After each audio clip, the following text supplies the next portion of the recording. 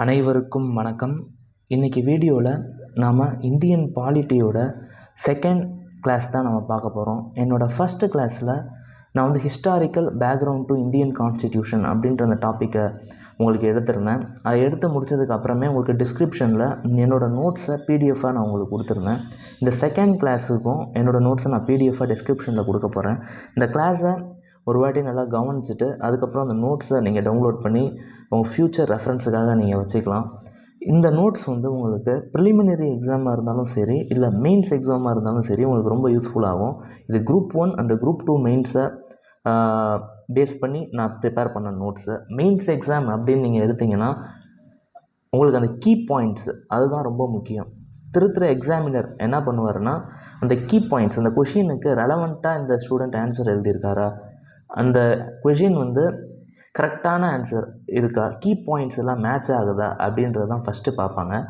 So இந்த லெக்சர்ஸை நீங்கள் mains exam பெர்ஸ்பெக்டிவ்க்கு நீங்கள் யூஸ் பண்ணிக்கலாம். ப்ரிலிமினரி எக்ஸாம் அப்படின்னா ஒன்றும் இல்லைங்க, இந்த மல்டிபிள் சாய்ஸ் கொஷின் உங்களுக்கு எப்படி ஹேண்டில் பண்ணுறது அப்படின்னு தெரிஞ்சிச்சுனாலே ப்ரிலிமினரி எக்ஸாமை உங்களால் ஈஸியாக பாஸ் பண்ணிட முடியும். ஓகே, இப்போ நம்ம மேக்கிங் ஆஃப் கான்ஸ்டிடியூஷன் அப்படின்ற செகண்ட் லெக்சராக நம்ம பார்க்கலாம். என்னோடய ஃபஸ்ட்டு லெக்சராக பார்க்காதவங்க அதை பார்த்துட்டு இந்த வீடியோ பாருங்கள், ரொம்ப ஹெல்ப்ஃபுல்லாக இருக்கும் உங்களுக்கு. ஓகே, மேக்கிங் ஆஃப் கான்ஸ்டிடியூஷனில் ஃபஸ்ட்டு இந்தியாவுக்கு ஒரு அரசியல் அமைப்பு சட்டம் தேவை, கான்ஸ்டிடியூஷன்றது இந்தியாவுக்கு தேவை அப்படின்னு சொன்ன ஒரு பேர் வந்து எம்என் ராய்.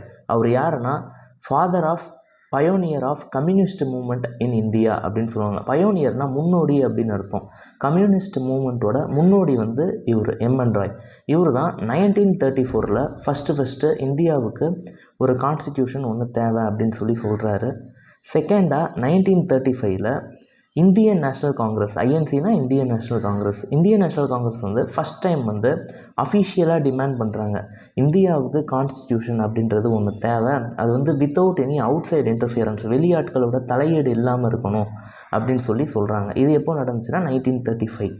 1938 ஜவஹர்லால் நேரு என்ன பண்ணுறாருன்னா, இந்தியன் நேஷ்னல் காங்கிரஸோட சார்பாக அவர் ஒரு கோரிக்கையை முன்னாடி வைக்கிறாரு.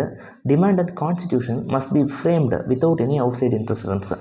கான்ஸ்டிடியூஷன் அப்படின்றது எங்களுக்கு வெளியாட்களோட தலையீடு இல்லாமல் எங்களுக்கு மேக் பண்ணணும். அது எதை பேஸ் பண்ணி இருக்கணும்னா அடல்ட் ஃப்ரான்ச்சைஸ் அப்படின்ற அந்த மெத்தடை பேஸ் பண்ணி இருக்கணும்.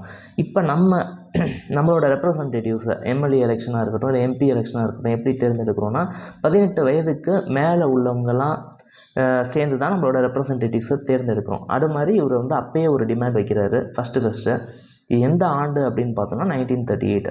ஃபஸ்ட்டு 1934 அது எம்என் ராய், 1935 வந்து இந்தியன் நேஷ்னல் காங்கிரஸ், 1938 வந்து ஜவஹர்லால் நேரு. இந்த ஆர்டரை மாற்றிடக்கூடாது.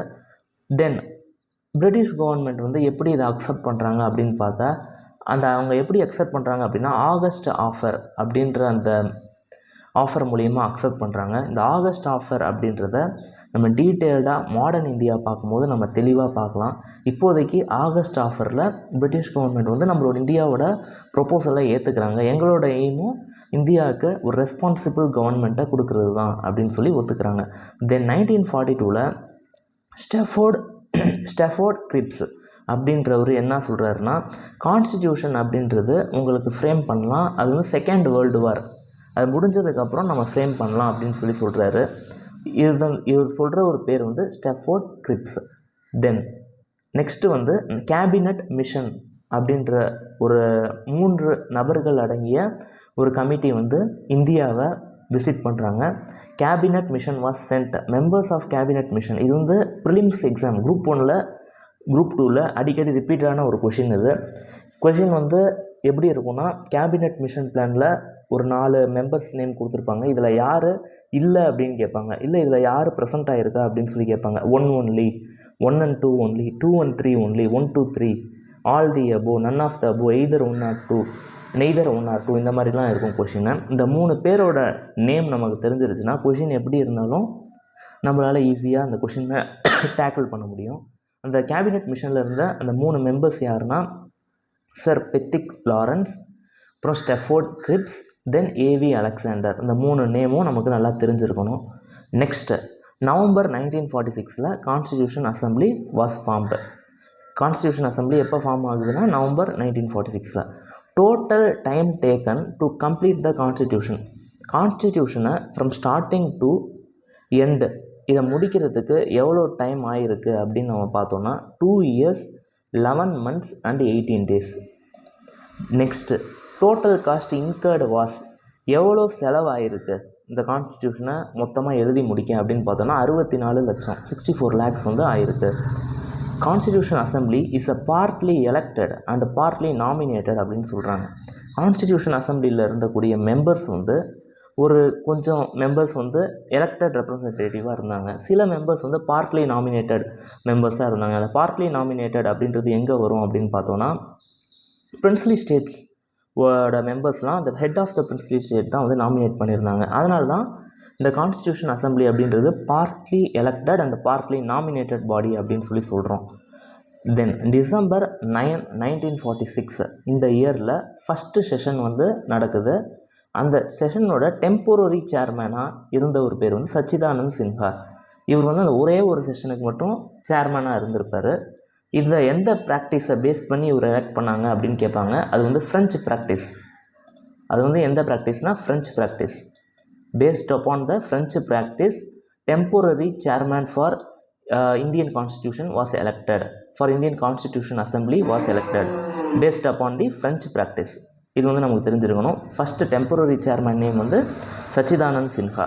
தென் நெக்ஸ்ட் ஒன் December 11, 1946 வந்து டெம்பரரி சேர்மேனை தூக்கிட்டு பர்மனெண்ட்டாக ஒரு சேர்மேன் ஒருத்தரை அப்பாயிண்ட் பண்ணுறாங்க. அந்த பர்மனெண்ட் சேர்மேனோட நேம் வந்து ராஜேந்திர பிரசாத். இவர் தான் permanent chairman of constitution assembly.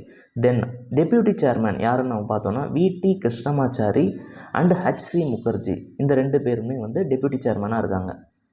First December 9 Sachidanand Sinha அப்படின்றவர் வந்து டெம்பரரி சேர்மேன். தென் December 11, 1946 ராஜேந்திர பிரசாத் வந்து பர்மனெண்ட் சேர்மேன். டெப்யூட்டி சேர்மேனாக யார் இருக்கா அப்படின்னு பார்த்தோம்னா V.T. Krishnamachari and H.C. Mukherjee 2 பேருமே டெப்யூட்டி சேர்மேன்.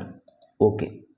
தென் December 13, 1946 வந்து அப்ஜெக்டிவ் ரெசல்யூஷன் அப்படின்னு சொல்லி ஒரு ரெசல்யூஷன் வந்து December 13, 1946 பாஸ் பண்ணுறாங்க.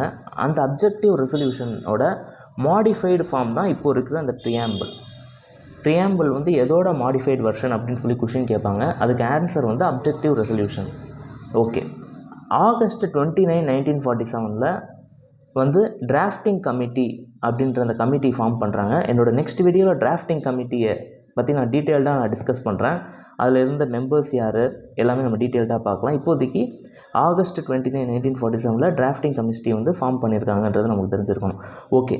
Final session of constitution assembly இது எப்போ நடந்துச்சு அப்படின்னு நம்ம பார்த்தோம்னா January 24, 1950 இந்த இயரில் தான் final session of constitution assembly வந்து நடந்திருக்கு. ஓகே. January 24, 1950 ஃபைனல் செஷன் நடந்துருச்சு. எப்போ இந்த கான்ஸ்டிடியூஷன் ஃபோர்ஸுக்கு எப்போ வருது அப்படின்னு பார்த்தோன்னா date of commencement of constitution. இந்த கொஷின் ரிப்பீட்டடாக நிறைய வாட்டி எக்ஸாமில் கேட்டிருக்காங்க. டேட் ஆஃப் கமென்ஸ்மெண்ட் அப்படின்னா ஒன்றும் இல்லை, கான்ஸ்டிடியூஷன் ஃபோர்ஸ்க்கு என்றைக்கு வந்துச்சு அப்படின்னு பார்த்தோன்னா January 26, 1950 January 26, 1920 இந்த டேவை தான் நம்ம ரிப்பப்ளிக் டே அப்படின்னு சொல்லி கொண்டாடுறோம். ஓகேங்க. இன்றைக்கி வீடியோவில் நம்ம மேக்கிங் ஆஃப் கான்ஸ்டிடியூஷன் அப்படின்ற அந்த ஒரு டாப்பிக்கை டீட்டெயில்டாக நம்ம அனலைஸ் பண்ணியிருந்தோம். இது வந்து என்னோடய லெக்சர் 2 தான். லெக்சர் 1 நான் வந்து ஹிஸ்டாரிக்கல் பேக்ரவுண்ட் டு இந்தியன் கான்ஸ்டிடியூஷன்ற டாபிக் எடுத்திருக்கேன். அந்த வீடியோ பார்க்காதவங்க அந்த வீடியோவும் பாருங்கள். இந்த வீடியோவில் ஏதாச்சும் டவுட்ஸ் உங்களுக்கு இருந்துச்சு அப்படின்னா தாராளமாக கமெண்ட் செக்ஷனில் கமெண்ட் பண்ணுங்கள்.